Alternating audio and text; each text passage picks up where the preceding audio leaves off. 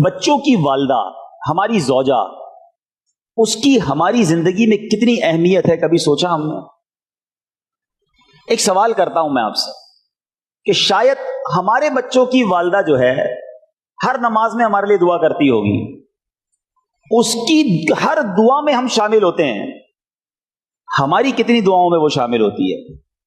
ہم کتنی بار اس کے لیے دعا کرتے ہیں، اس کی صحت کے لیے، اس کی زندگی کے لیے، اس کی درازی عمر بالخیر کے لیے؟ وہ تو اپنے سہاگ کے لیے، اپنے سرتاج کے لیے، اپنے شوہر کے لیے دعائیں کر رہی ہے، ہمارے کاروبار کے لیے دعا کرتی ہے، ہمارے پرابلمز دور ہو جائیں اس کے لیے دعا کرتی ہے۔ ہم اپنی، جس کو ہم وائف کہتے ہیں، زوجہ کہتے ہیں، اس کے لیے کتنی دعائیں کرتے ہیں؟ اور پھر کبھی سوچا کہ اس کا ہماری زندگی میں کتنا بڑا پارٹ ہے؟ کبھی اکیلے میں بیٹھ کر اپنی شریک حیات کے بغیر اپنی زندگی کو ذرا دیکھیں، بالخصوص وہ لوگ جن کے بچے ہیں، 2 4 5 بچے اگر ہیں اور بچے بڑے ہیں، وہ فیملی جس طرح گھر کو سنبھال رہی ہے، ہم سفر پر جاتے ہیں، ہمیں پتہ چل جاتا ہے کہ ہمارے کپڑے کہاں ہوتے ہیں، ہمارا سامان کہاں ہوتا ہے، وہ بھی ساری تیاری وہ کر کے دیتی ہے، پھر بھی پریشان ہوتے ہیں۔ اگر وہ زندگی سے ہی چلی جائے تو کبھی سوچیں کہ ہماری زندگی کیسی ہو جائے گی؟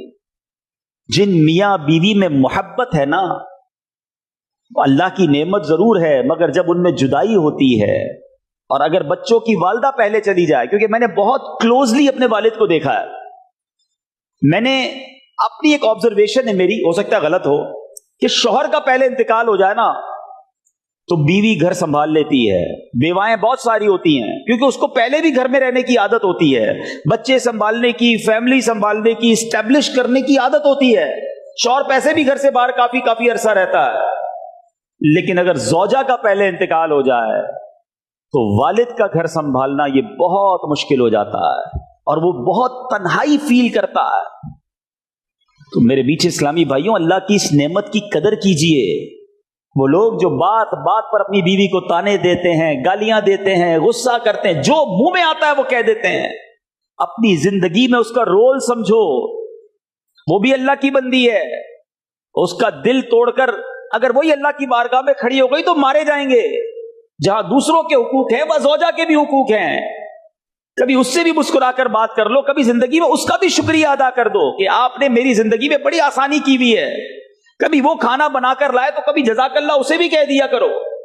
ہر بات پر جھاڑنا، لڑنا، جب غصہ آیا اسے کچھ کہہ دیا، یہ نہ کریں۔